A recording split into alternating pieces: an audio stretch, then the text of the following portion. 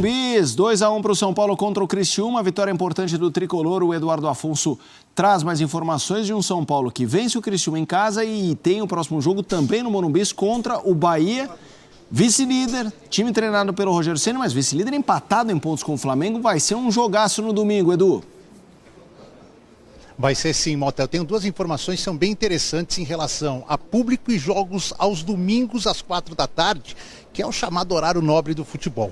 A última vez que o São Paulo jogou como mandante aqui no Morumbi, nesse chamado horário nobre, foi no dia 29 de setembro do ano passado, quando decidiu a Copa do Brasil contra o Flamengo. De lá para cá não jogou mais como mandante às 4 da tarde. E o público deve ser muito bom, por isso a torcida do São Paulo gosta muito deste horário. Tem, sem dúvida alguma, o fato do time ter reagido e tem, acima de tudo, o fato do Rogério Ceni estar presente aqui, que é sempre uma grande atração para o torcedor do São Paulo, seja para torcer contra, que é o caso, como ídolo que foi de boa parte dessa torcida quando foi jogador. E outro detalhe, hoje o público que eu falei que foi o pior da temporada, de 28.008 pagantes, é o pior desde a final da Copa do Brasil também, em setembro do ano passado. São 23 jogos seguidos como mandante aqui no Morumbi, que o São Paulo tem público superior a 30 mil pessoas. Hoje, no 24º, nós tivemos esse primeiro público abaixo dos 30 mil, com 28.08. Já te digo que o Alisson está por aqui, está atendendo uns nossos colegas, e dentro de instantes o autor do primeiro gol do São Paulo, aquele que, na minha opinião, é o termômetro do meio-campo do São Paulo. Quando ele não joga, o time perde muito. Fala nesta posição e eu te chamo, Mota. Não, beleza. Inclusive, eu já vou pegar esse gancho para falar do Alisson com o Zupac. Eu concordo, termômetro, e acho que eu estava falando com o Donan aí na redação de regularidade, talvez o melhor da temporada. A gente já viu o Luciano jogar num nível muito alto, a gente vê o Lucas jogar num nível muito alto, mas o Lucas mais por questão de lesão, né, é pico, né, dos dois. O Alisson é um jogador regular, estável, e ele pegou porque a dupla é Alisson e Pablo Maia. O Pablo Maia é o primeiro, o Alisson é o segundo, né? O Maia é o 5, o Alisson é o 8, vamos colocar assim. Mas depois da lesão do Pablo Maia, e o Luiz Gustavo também estava machucado, chegou a jogar alguns, no plural mesmo, Alisson e Bobadilla. E aí o Alisson era o 5, o Bobadilla era o 8. Então, e a gente sempre tem que lembrar, o Alisson, ele era um ponta, né? Então, ele era um ponta, aí ele virou um meia, aí ele virou um volante, e quando precisa, ele é o primeiro volante. E ele consegue entregar em todas as funções. Então é muito interessante vê-lo em campo. Contra o Vasco ele não jogou e o meio-campo do São Paulo desbalanceou, especialmente quando o Galopo tem entrado nesse meio-campo. O time perde uma intensidade muito grande, porque o Alisson, ele pode ver no jogo do São Paulo, o Fã Esporte pode reparar no próximo, caso não tenha reparado. Ele constantemente está entre os zagueiros para receber a bola na iniciação da jogada. Ele é um cara que faz esse meio-campo andar, porque ele é um jogador muito dinâmico, de velocidade, e ele é um cara de chegar. Às vezes ele cai pela direita, para o Lucas cair pelo meio, ele preenche o lado, ele vem, ele é o jogador oriundo dos lados do campo, e ele tem chegada, como chegou hoje, com 1 minuto, para fazer o gol do São Paulo. Nossa, mas do jeito que você está falando, Zupac, parece que o Alisson é o Luka Modric, né?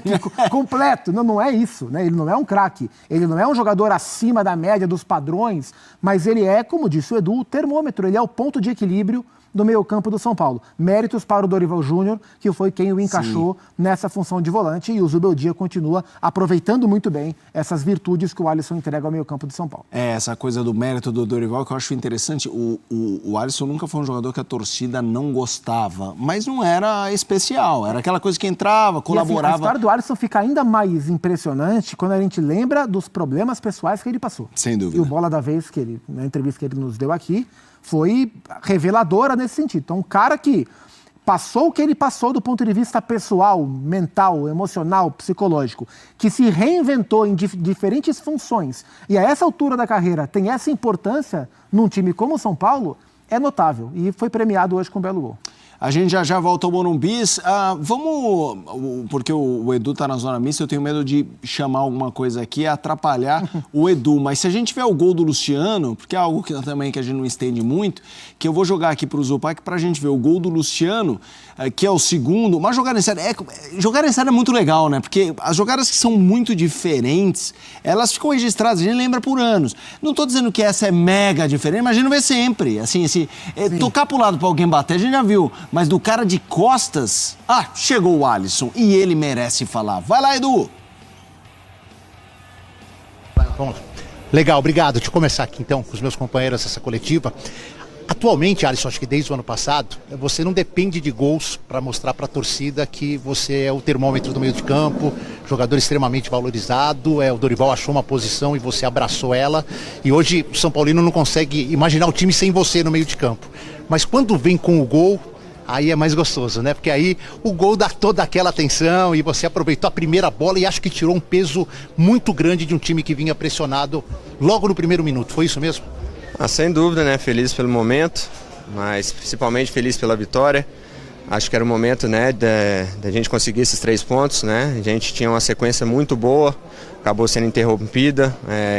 Todos nós sabemos que precisaríamos melhorar e hoje fizemos uma grande partida, né? Não sofremos quase nada ali na partida, então, sem dúvida nenhuma, fico feliz também pelo gol, né? Até brinquei com os meninos, acho que eu estou vendo mais gol de volante quando eu jogava de atacante, né? Mas é só agradecer meus companheiros, né? Pela confiança, pela ajuda que eles me dão ali dentro de campo também. Então a gente fica feliz aí de ter conseguido os 3 pontos, que era muito importante pra gente hoje. Inclusive, depois do gol, você comemora bastante, como sempre, mas teve um abraço bem especial no Zubeldia. Eu tenho que perguntar isso porque essa semana, com aquela encheção de saco, aquele blá blá blá que vocês acompanham e falam, putz, isso de novo, tem um racha no elenco, não tá mais conectado o Zubeldia com o elenco. Talvez até para falar, olha gente, não tem nada disso. Conta pra gente um pouco desse abraço, é mais uma coisa natural mesmo de vocês. Cara, é que eu falo, né? A internet, ela é boa, né? ela é tanto boa quanto ruim, né? As pessoas, às vezes, né, falam o que querem e a gente não tem controle do que as pessoas falam. Né? A gente fica muito chateado, porque acaba, querendo ou não, colocando o nosso nome, né? A gente fica triste por falar que tem racha no grupo, que a gente não está com o treinador. Há 10 dias atrás, 20 dias atrás, nós estávamos aí 12, 13 jogos, né, sem perder e estava tudo certo. E daí quando perde, começa a falar que tem crise, que tem rincha. Mas o pior de tudo isso é que só olha o lado do São Paulo, né? Sempre quando é no São Paulo as coisas são piores, nunca olha o lado, né? O outro lado. Mas aqui nunca foi assim, cara. Aqui é um grupo, né, de homens corretos, que querem o bem do clube. E o abraço no Zubeldia ali, cara, é um cara que eu tenho enorme carinho, é um cara que me cobra muito, um cara que conversa muito comigo, assim como eu fiz o gol no Barcelona também, né, agradecer a ele, né, então fico feliz de ter feito hoje, ter dado um abraço nele, porque é um cara que eu estou evoluindo muito, crescendo muito e aprendendo muito com ele. O Alisson, rolou alguma conversa com o Jandrei no vestiário? O Jandrei falou alguma coisa ali para vocês internamente agora, depois do gol? Cara, não, né, somos seres humanos, né, assim como vocês erram também no trabalho de vocês, a gente não vai acertar sempre, né, pode ser que no próximo seja o Alisson, pode ser, né, Arboleda, pode ser fulano, ciclano, a gente está propício de erro, né, mas tá todo mundo junto, cara, né, então a nossa vida é assim, né, a cada 3 dias a gente é cobrado, né? Então tá todo mundo junto. O Jandré é um cara que nos ajudou várias vezes, é um cara que eu acho que nem a maioria das pessoas sabe, é um cara que jogou com a costela quebrada, um cara que jogou bastante tempo com a costela quebrada, então é um cara que sempre se empenha nos trabalhos. E é assim, cara, como eu disse, hoje ele errou, amanhã pode ser o Alisson, e é assim, somos seres humanos, nem sempre vamos acertar, mas a gente tá junto na boa e na ruim. Apesar do São Paulo ter caído um pouco de ritmo no segundo tempo, faz um ótimo primeiro tempo, né? Tanto que consegue garantir a vitória durante esse tempo. Qual que foi a conversa internamente de um jogo para o outro para uma mudança tão grande, né? Daquela goleada contra o Vasco, do Vasco no caso, para esse jogo contra o Criciúma? Olha, acho que é a cobrança, né, entre nós, né? Acho que a gente tinha que deixar um pouco de lado também o que falava da comissão e nós jogadores, né, se juntar, reunir.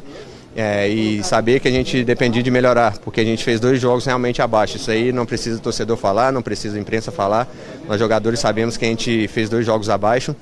Então a gente conversou bastante, aí no dia seguinte o Zubeldia também já veio, conversou com a gente, né? Ele conseguiu trabalhar mais com a gente, até mérito hoje dele, da comissão, que conseguimos fazer um gol de jogada ensaiada. A gente fica triste por não ter tanto tempo, né, para ele trabalhar com a gente, porque sem dúvida nenhuma a gente ia crescer ainda mais com ele. Mas é isso, então a gente sentiu bastante, a gente ficou muito triste também com esses 2 jogos que fizemos, mas agora passou, agora focar agora no Bahia, descansar hoje. Vamos ver o que ele vai nos pedir também nesses próximos dias aí para que a gente possa chegar no domingo, que sabemos da dificuldade que vai ser para que a gente possa conseguir uma vitória novamente. Eu até te perguntar em relação a esse jogo de domingo, porque tem um grande atrativo da volta do Rogério aqui para o Morumbi, e isso por si só já é um jogo à parte. Queria que você projetasse esse jogo até pela ótima campanha do Bahia, que o São Paulo volta a se aproximar dos líderes do campeonato, volta efetivamente a brigar pelo G4 e pelo título. Olha, O Rogério é um grande treinador, né? Sou grato a ele por ter me trazido para o São Paulo. Vem fazendo um grande trabalho no Bahia. Sabemos que vai ser uma partida muito difícil pela qualidade que eles têm, mas tenho certeza que, né, a gente vai estar bastante preparado. Vamos ver aquilo que o professor vai nos pedir também, vai nos mostrar. Vamos ver se a gente consegue trabalhar também em cima do que o Bahia faz, para que a gente possa chegar preparado domingo e fazer um grande jogo. Valeu. Ouvimos o Alisson na zona mista com o Eduardo Afonso, a imprensa no Morumbi, e ele encerrou essa entrevista falando sobre o Bahia, adversário do domingo. 24 pontos tem o Bahia, Rogério Ceni na parada. Bahia que, antes de já estar assim poderoso, sempre dá trabalho ao São Paulo no Morumbi. E agora tem um jogo. A rodada tem alguns ótimos jogos, né? Esse é um deles. Como é que você imagina esse São Paulo e Bahia? Não dá para dizer que o São Paulo é favorito ao jogo. Não dá. Ou se coloca o Bahia como favorito, ou se coloca em condição de igualdade. O Bahia é um dos melhores times do campeonato. A gente tem 4 times que são, e não é só pela pontuação, né? O nível de atuação recente reflete. Os 4 primeiros colocados são de fato os 4 melhores times da competição. Eu estou falando de Flamengo, de Bahia, de Palmeiras e de Botafogo.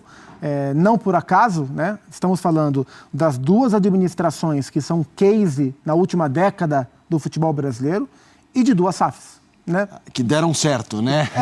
E olha, quando a gente fala da SAF do Botafogo, a gente isola o comportamento questionável, né?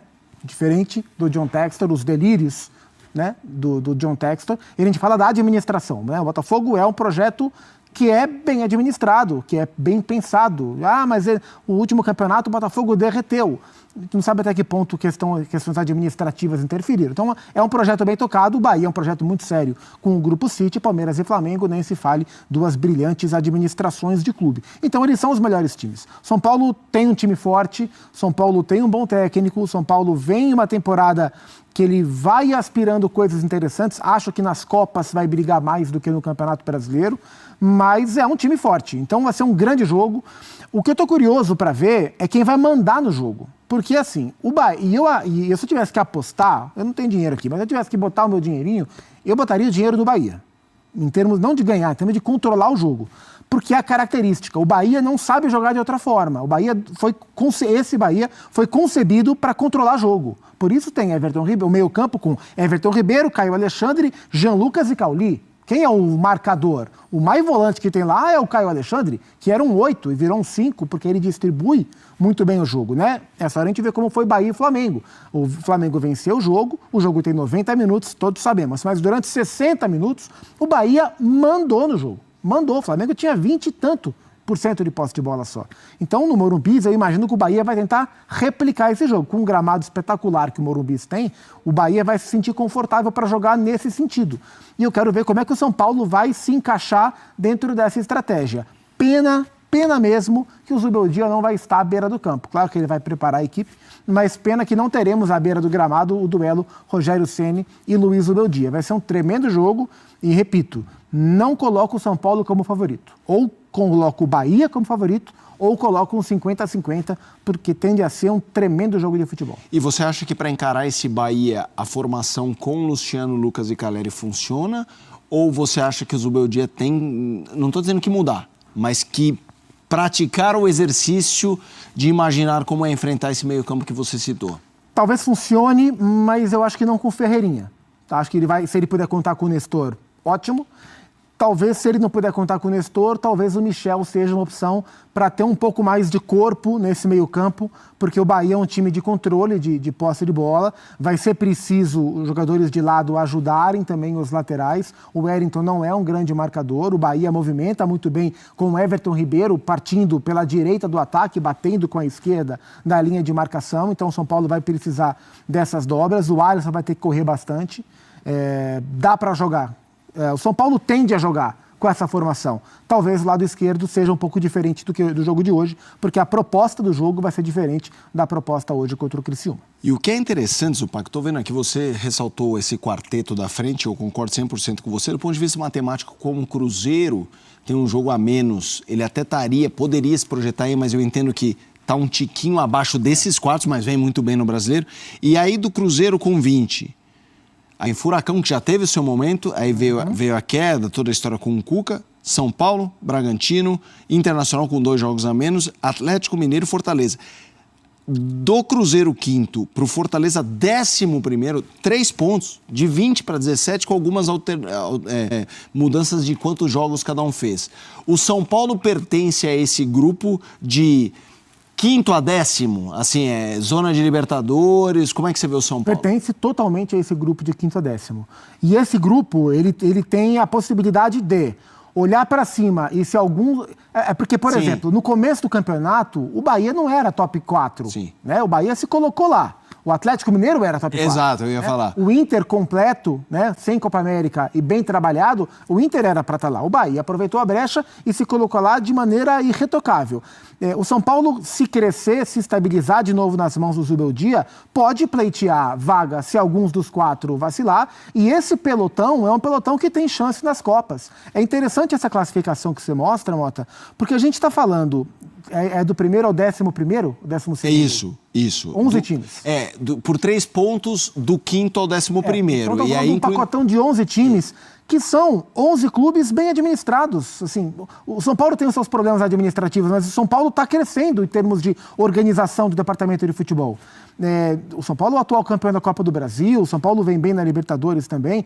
Não é surpresa, o campeonato não tem nenhum elefante pendurado na árvore, sabe? Algum time que você não sabe como foi para lá e de repente ficou. O máximo que você pode contestar, não, mas se surpreender, é com o lugar que o Cruzeiro ocupa agora. Porque a gente esperava um Cruzeiro dessa colocação, o Cruzeiro que não estreou ainda. O Cruzeiro do Cássio, do Caio Jorge, do Matheus Henrique, do Lautaro Dias, do Wallace que chegou, enfim, o novo Cruzeiro, né? O Cruzeiro mudou a SAF, mas o time ainda é o mesmo. O Cruzeiro é o que mais surpreende. Mas esse pacote são os clubes que a gente coloca como os melhores clubes do Brasil hoje.